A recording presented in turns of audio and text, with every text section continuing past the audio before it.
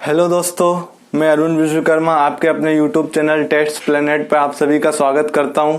आज हम पढ़ने वाले हैं बाल विकास एवं शिक्षा शास्त्र। बाल विकास एवं शिक्षा शास्त्र आज हम पढ़ने वाले हैं, जिसे हम बोलते हैं CDP। ठीक है, आज हम इसके अंदर पढ़ेंगे थॉर्नडाइक के सीखने के नियम।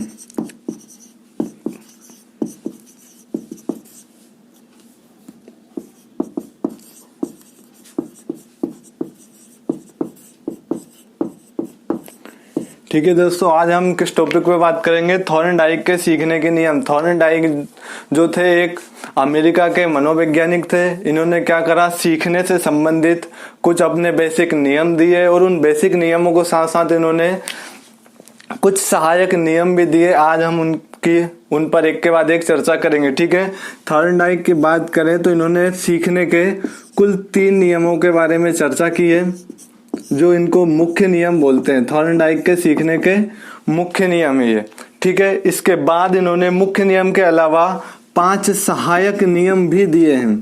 सीखने के इन्होंने कितने? 5 सहायक नियम दिए हैं। तो आज की कोशिश हमारी यह है कि आज हम थॉर्नडाइक के सीखने के मुख्य 3 नियमों के बारे में डिटेल से विद कॉन्सेप्ट के साथ आपसे डिस्कस करेंगे। ठीक है, तो सबसे पहले आइए हम बात कर लेते हैं सीखना। सीखना होता क्या है, हम इसके बारे में थोड़ा सा, या हम इसको बोलते हैं अधिगम। क्या होता है सीखना, अधिगम, या फिर हम बात कर ले लर्निंग। ठीक है, अब हम देखते हैं सीखना होता क्या है। तो सीखना एक ऐसी प्रोसेस है जिसके द्वारा व्यक्ति अपनी अनुभूतियों के द्वारा या अभ्यास के द्वारा अपने व्यवहार में स्थायी परिवर्तन जो लाता है, उसे हम क्या बोलते हैं? सीखना बोलते हैं या अधिगम बोलते हैं। अच्छा, हम कह सकते हैं कि व्यक्ति के कब सीखता है? जब उसके व्यवहार में कोई स्थायी परिवर्तन आता है। उसके या तो हो सकता है कुछ अनुभूतियों के द्वारा, या क्या हो सकता है अभ्यास के द्वारा। लगातार वो अभ्यास करता रहता है, जिससे क्या होता है वो कुछ सीखता रहता है। ठीक है, तो सीखने का मतलब क्या है कि अगर उसके व्यवहार में कुछ स्थायी परिवर्तन आ रहे हैं तो मतलब कि वो व्यक्ति क्या कर रहा है, लगातार सीख रहा है। ठीक है, तो अब हम बात करते हैं थॉर्नडाइक के सीखने के 3 नियम के बारे में। ठीक है, तो थॉर्नडाइक ने सबसे पहले सीखने के 3 मुख्य नियमों में सबसे पहला जो नियम दिया था वो दिया था तत्परता का नियम। कौन सा नियम था? तत्परता का नियम। ठीक है, अब हम तत्परता के नियम के बारे में थोड़ी सी बेसिक बातें करते हैं।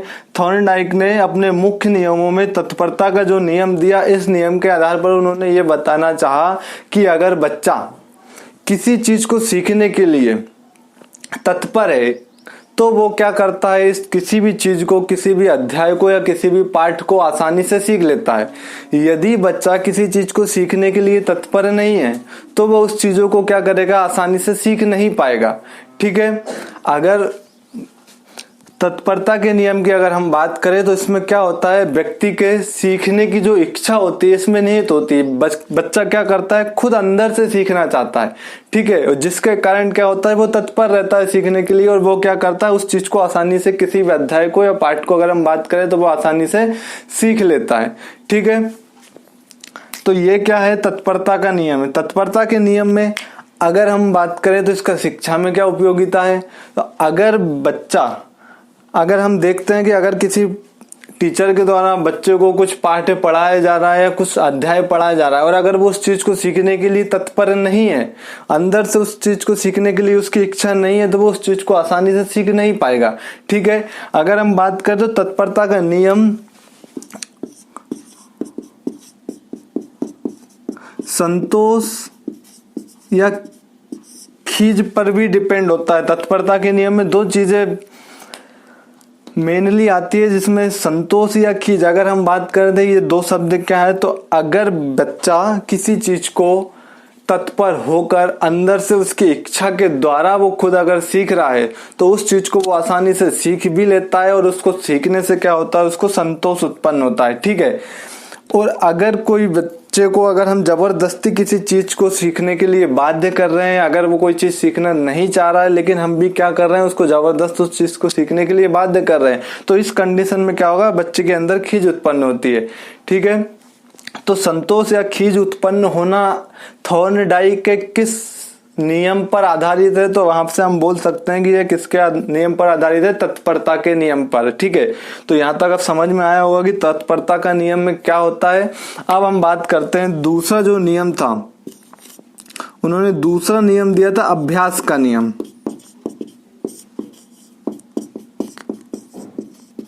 दूसरा कौन सा नियम दिया था?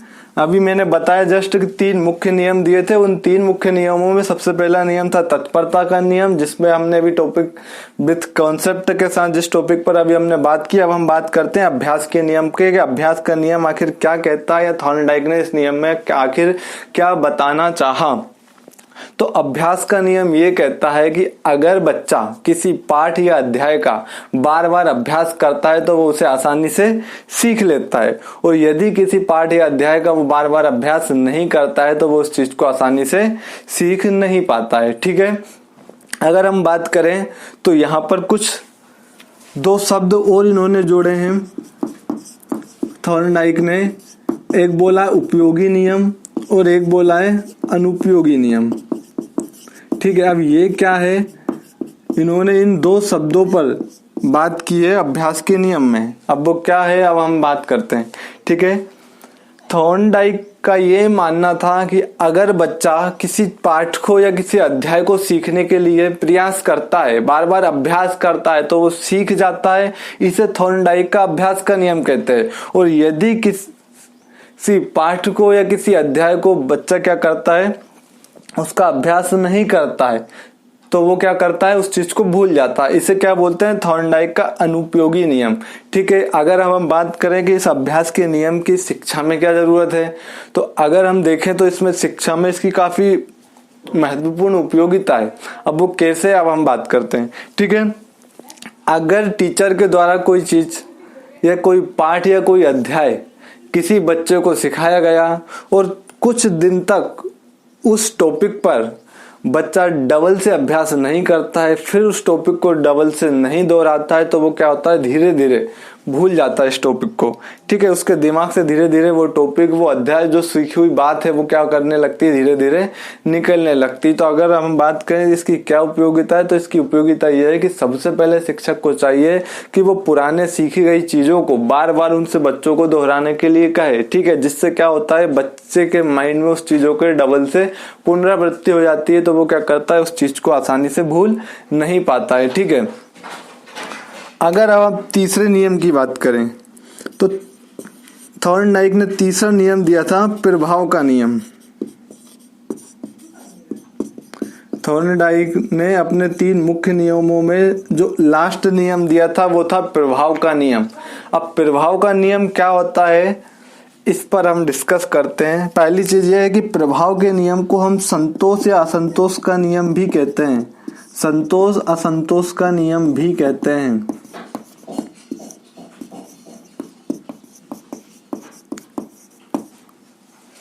ठीक है, प्रभाव के नियम को हम संतोष या असंतोष का नियम भी कहते हैं। अब प्रभाव का नियम क्या होता है, अब हम इस पर चर्चा करते हैं। ठीक है, तो थॉर्नडाइक ने अपने तीसरा नियम, जो मुख्य नियमों में से लास्ट नियम है प्रभाव का नियम, इस पर उन्होंने बोला कि अगर बच्चा किसी चीज को सीखना चाहता है और उसके सीखने से अगर उस पर कुछ हितकर प्रभाव हो रहा है, कुछ उसके हित के लिए कुछ अच्छा हो रहा है, तो वो क्या करेगा, वो उस चीज को सीखना चाहेगा और वो उस चीज को आसानी से सीख लेता है। ठीक है, और यदि बच्चा किसी चीज को सीखने से उसके लिए हितकर नहीं है या उस पर कोई दुखद प्रभाव हो रहा है, तो वो उस चीज को क्या करेगा, सीखना नहीं चाहेगा। ठीक है, हाँ, एक बात और है, मैं आपको ये बताना भूल गया था, इसमें अभ्यास के नियम में, यह अभ्यास के नियम को कई मनोवैज्ञानिकों द्वारा इसकी बाद में आलोचना की गई। अभ्यास के नियम की कई मनोवैज्ञानिकों ने बाद में क्या की है, आलोचना की है। अब आलोचना क्यों की है,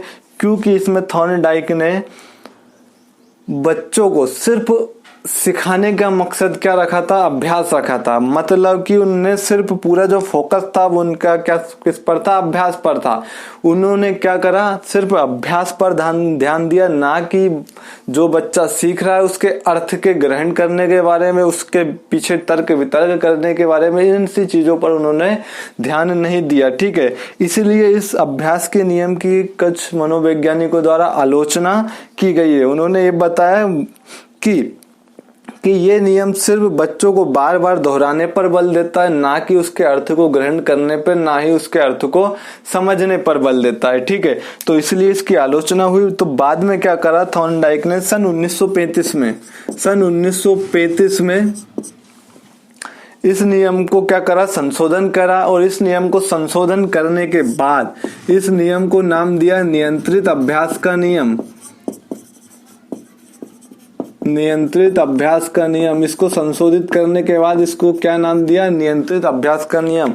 और इस नियम में बाद में जो भी कुछ कमी रह गई थी उसको क्या करा, इन्होंने सुधार किया। जैसे कि इसमें सिर्फ अभ्यास पर ध्यान देने के साथ साथ क्या करा, बच्चों को उस अध्याय को, उस पाठ को, जिसको चीज को वो पढ़ रहा है, समझ रहा है, उस पर तर्क करने, ठीक है, उसको अनुभूतियों की गहराइयों तक जाने में, ठीक है, और अनुकरण करने में, आदि चीजों पर क्या करा उन्होंने बाद में विशेष बल दिया।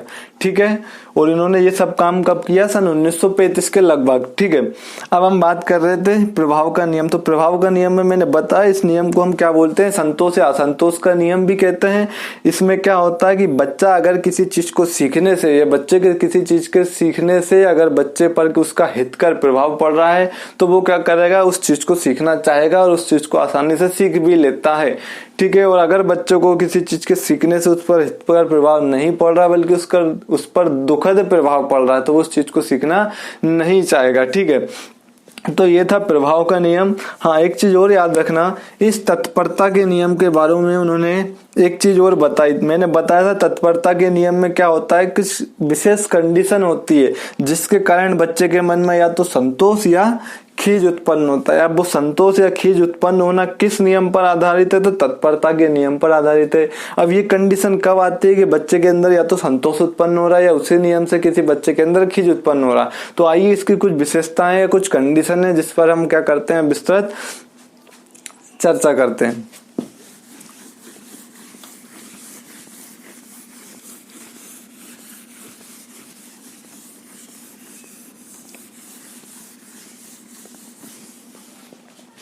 तो इसकी कुछ 3 कंडीशन थॉर्नडाइक ने बताई थी, 3 विशेषताएं या बोले 3 परिस्थितियां बताई थी उन्होंने।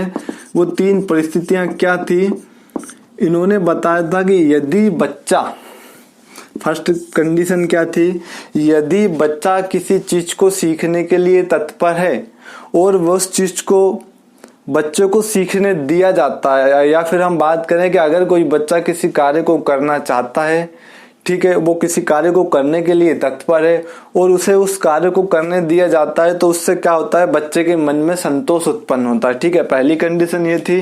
दूसरी परिस्थिति ये बताई थी कि अगर बच्चा किसी कार्य को करना चाहता है या फिर किसी चीज को सीखना चाहता है, अर्थात वो किसी चीज को सीखने के लिए तत्पर है लेकिन उसे उस चीज को सीखने से रोका जाता है, या फिर कह सकते हैं कि उसे सीखने ना दिया जाता हो, या फिर उस कार्य को करने ना दिया जाता हो जिसको वो करना चाहता है, तो इसी कंडीशन में क्या होता है, बच्चे के मन में खीज उत्पन्न होती है। ठीक है, और तीसरी कंडीशन ये थी कि यदि बच्चा किसी चीज को सीखने के लिए तत्पर नहीं है, अर्थात वो किसी चीज को सीखना नहीं चाहता है लेकिन फिर भी उस चीज को बच्चे को सिखाने के लिए जबरदस्ती या बच्चे को किसी कार्य को करने के लिए जबरदस्ती क्या किया जाता है, बाध्य किया जाता है, तो ऐसी कंडीशन में भी क्या होता है, बच्चे के मन में खीज उत्पन्न होती है। तो ये तत्परता के नियम में संतोष या खीज उत्पन्न होना किसी कैसी परिस्थिति पर निर्भर करता है, वो 3 परिस्थिति थॉर्नडाइक ने अपने नियमों में बताई थी जो मैंने डिटेल बाय डिटेल आपके साथ डिस्कस की। ठीक है, आप लोगों को जहां तक उम्मीद है समझ में आया होगा। अगर हमारे द्वारा पढ़ाया गया टॉपिक आपको अच्छे से समझ में आया तो प्लीज वीडियो को लाइक एंड चैनल को सब्सक्राइब जरूर करें।